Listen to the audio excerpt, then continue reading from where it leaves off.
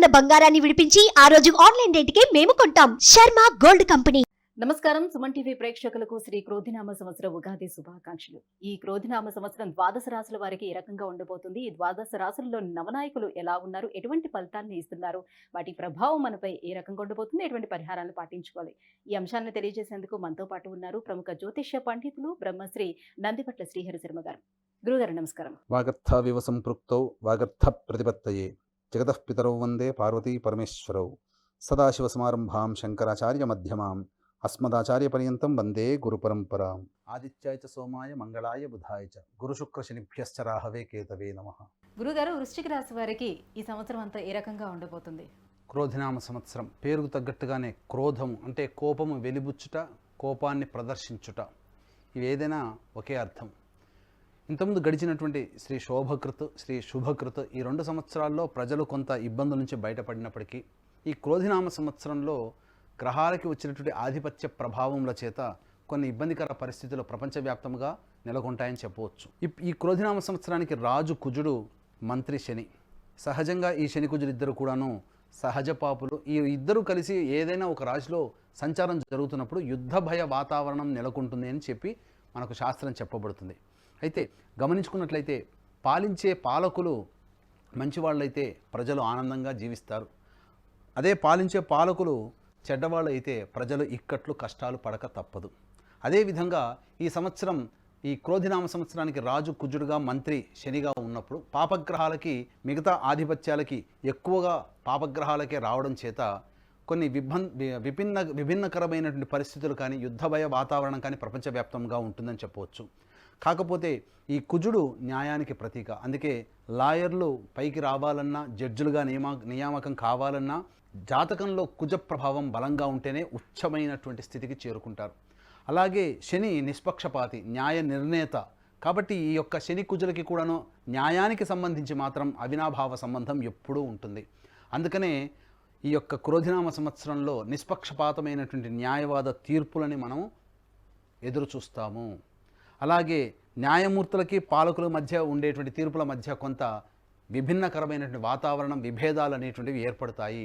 అయినప్పటికీ కూడా పాలకులు ప్రజల మేలుకోలి భవిష్యత్తులో కొన్ని చట్టాలు సవరణలు చేసే అవకాశాలు ఎక్కువగా ఉంటాయి. కాబట్టి ఏదైనా కానీ ఈ చట్టాల యొక్క అమలులో ప్రజలు నిరసన జ్వాలలు వ్యక్తపరిచినప్పటికీ ఇవన్నీ కూడా భవిష్యత్తుకి ఆమోదయోగ్యంగా ఉంటాయి. కాబట్టి ప్రజలు కూడా ఆమోదించి ఆ నిరసన జ్వాలలు తగ్గించుకుంటారు. ఏది ఏమైనా కుజస్తంభనం అనేటువంటిది అక్టోబర్ 21వ తారీఖు నుంచి 21 జనవరి 2025 వరకు ఉన్నటువంటి సమయం మాత్రం అత్యంత కీలకమైనటువంటి సమయంగా చెప్పవచ్చు. కాబట్టి వీక్షించేటువంటి ప్రేక్షకులు ఈ యొక్క సమయాన్ని దృష్టిలో పెట్టుకొని ఈ యొక్క క్రోధినామ సంవత్సరంలో మీ యొక్క రాశులకి అనుగుణంగా తగు జాగ్రత్తలు పాటించినట్లయితే మంచి జరుగుతుందని చెప్పవచ్చు. గమనించుకున్నట్లయితే వృశ్చిక రాశికి ఆదాయం 8, వ్యయం 14 ఉన్నప్పుడు ఎక్కువగా ఖర్చు పెడతామేమో అని అనుకుంటారు. కానీ ఇక్కడ వాస్తవం గమనించాల్సింది ఆదాయం 8 రూపాయలుగా ఉన్నప్పుడు మీ యొక్క అవసరాలకి సరిపడా మీ ఆదాయం ఉండదు, మీ ఖర్చు అధికంగా ఉంటుంది. కాబట్టి 6 రూపాయలు అదనంగా మీరు అప్పు తెచ్చుకొని ఖర్చు పెడతారు. కాబట్టి నాయన మీ ఆదాయానికి తగ్గట్టుగా మీ యొక్క ఖర్చులు కూడా మీరు సరిచూసుకోండి అని ఈ యొక్క పట్టిక ద్వారా మీకు తెలియజేస్తుంది. ఇక రాజ్యపూజ్య 4, అవమానం 5 అన్నప్పుడు మీరు చేసేటువంటి ప్రతి పనులలో మీ మంచిని కోరి మీ వెన్ను తట్టి ప్రోత్సహించే వాళ్ళు, మీ యొక్క అభిమానులు 4 ఉంటే మీ చుట్టుపక్కల మీ ముందు ఆనందంగా చక్కగా నవ్వుతూ ఉండి మీ వెనకాల గోతులు తవ్వి మీ యొక్క పతనాన్ని కోరుకునే వాళ్ళు 5 మంది ఉంటారు. కాబట్టి మీరు చేసేటువంటి ప్రతి పనులలో కూడా మిమ్మల్ని ఎదిరించే వాళ్ళ కోసం మీరు ప్రణాళికలు రూపొందించుకొని జాగ్రత్తగా మీరు ముందడుగు వేయండి అని చెప్పి ఈ యొక్క పట్టిక ద్వారా మీకు తెలియజేయడం జరుగుతుంది. ఇక వృశ్చిక రాశికి గమనించుకున్నట్లయితే గ్రహ సంచారము 4వ స్థానంలో శని, 5వ స్థానంలో రాహువు, 7వ స్థానంలో గురువు, ఏ స్థానంలో లాభస్థానంలో కేతువు.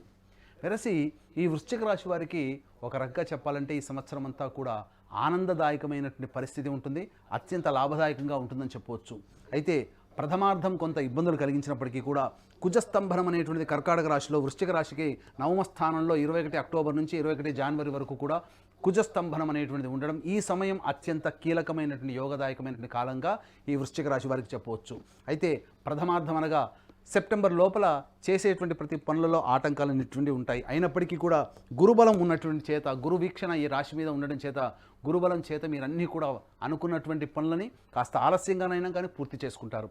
అయితే ప్రధానంగా రియల్ ఎస్టేట్ రంగంలో ఉన్నటువంటి వారికి ఈ యొక్క సెప్టెంబర్ లోపల మీరు ఎటువంటి కొత్త ప్రాజెక్ట్స్, వెంచర్స్ చేయకపోవడమే చాలా మంచిది. ఏవైనా ప్రాజెక్ట్స్ చేయాలనుకున్నప్పుడు దసరా తర్వాత మీరు లాంచ్ చేసినట్లయితే మీ యొక్క ప్రాజెక్టు అతి త్వరలో మీకు ముగిసిపోయి మీకు అత్యంత లాభాలు కొని తెచ్చిపెట్టుకుని వస్తుందని చెప్పవచ్చు. అయితే ప్రధానంగా ముఖ్యంగా వాహన ప్రమాదాలు చోటు చేసుకునే అవకాశం వృశ్చిక రాశి వారికి ఉంటుంది. కాబట్టి సెప్టెంబర్ వరకు కూడా జాగ్రత్తగా ప్రయాణాలు చేసుకొని అతి అవసరమైతే తప్ప ప్రయాణాలు చేయకండి. కొంతవరకు దూర ప్రయాణాలు వాయిదా వేసుకోవడమే చాలా మంచిదని చెప్పవచ్చు. విద్యార్థులకి సంబంధించి పోటీ పరీక్షలలో విజయం మాత్రం తప్పకుండా కలుగుతుంది. అనుకున్నటువంటి విద్యా సంస్థల్లో కోరుకున్నటువంటి వృత్తిలో మీరు స్థిరపడిపోతారు. కోరుకున్నటువంటి విద్యని కూడా మీరు యోగించేటువంటి అవకాశం ఉంటుంది. ఇక గమనించుకున్నట్లయితే గృహంలో కొన్ని మార్పులు చేర్పులు చోటు చేసుకుంటాయి. అలాగే ఈ సంబంధించినటువంటి ఉద్యోగంలో ప్రధానంగా కొంత ఇబ్బందికర పరిస్థితులు ఎదురవుతాయి. కేంద్ర రాష్ట్ర ప్రభుత్వాల్లో పనిచేసేటువంటి ఉద్యోగస్తులకి కోరుకున్న చోట కాకుండా విభిన్నమైనటువంటి ప్రదేశంలో బదిలీలు జరిగేట అవకాశం ఉంటుంది. ప్రమోషన్ కోసం వేచి చూసేటువంటి వ్యక్తులకి కొన్ని ఇబ్బందికర పరిస్థితులు తప్పవచ్చు. అయితే నూతన ఉద్యోగం కోసం ప్రయత్నం చేసే నిరుద్యోగులకి కొంత నిరాశ ఉన్నప్పటికీ కూడా అక్టోబర్ అనగా దసరా తర్వాత నుంచి మంచి ప్యాకేజీతో మీకు ఉద్యోగం లభించే అవకాశాలు ఉంటాయి. ఈ యొక్క రాశిలో జన్మించినటువంటి కళారంగ ప్రముఖులు లేదా సినీ రంగంలో కానీ, టీవీ రంగంలో కానీ, ఎలక్ట్రానిక్ అండ్ ప్రింటింగ్ మీడియా రంగంలో పనిచేసేటువంటి ఈ 24 ఫ్రేమ్స్లో పనిచేసేటువంటి వ్యక్తులు ఎవరికైనప్పటికీ కూడా ఆశించిన మేర శుభ ఫలితాలు అనేటువంటివి ఉంటాయి. గురుబలం అధికంగా ఉండడం చేత ధనము మాత్రం అధికంగా సంపాదిస్తారు. అలాగే పేరు ప్రతిష్టలు కూడా బాగా సంపాదించుకుంటారని చెప్పవచ్చు. ముఖ్యంగా వృశ్చిక రాశి వారు గమనించాల్సినటువంటిది అంశం ఏంటంటే తీపి పదార్థముల మీద మక్కువ ఏర్పడుతుంది. తద్వారా మీరు బరువు పెరుగుతారు, వెయిట్ గెయిన్ అవుతారు. కాబట్టి ఫుడ్ కంట్రోల్ చేసుకొని డైట్ అనేది పాటించుకున్నట్లయితే చాలా మంచి జీవితాన్ని పొందుతారని చెప్పవచ్చు. అయితే అన్నిటికంటే ప్రధానంగా రాని బాకీలు వసూలు చేసుకుంటారు. ఇప్పటి వరకు పూర్తి కానటువంటివన్నీ కూడాను ఈ యొక్క దసరా నుంచి మీరు అన్ని పనులన్నీ కూడా పూర్తి చేసుకుంటారని చెప్పవచ్చు. అయితే ప్రధానంగా న్యాయవాదకు సంబంధించినటువంటి విషయాల్లో ముఖ్యంగా తరతరాల నుంచి వస్తున్నటువంటి కోర్టు తీర్పులో ఆలస్యం అవుతున్న ఈ యొక్క దసరా తర్వాత నుంచి వాటికి మీకు అనుకూలంగా వచ్చేటువంటి అవకాశం ఉంటుంది.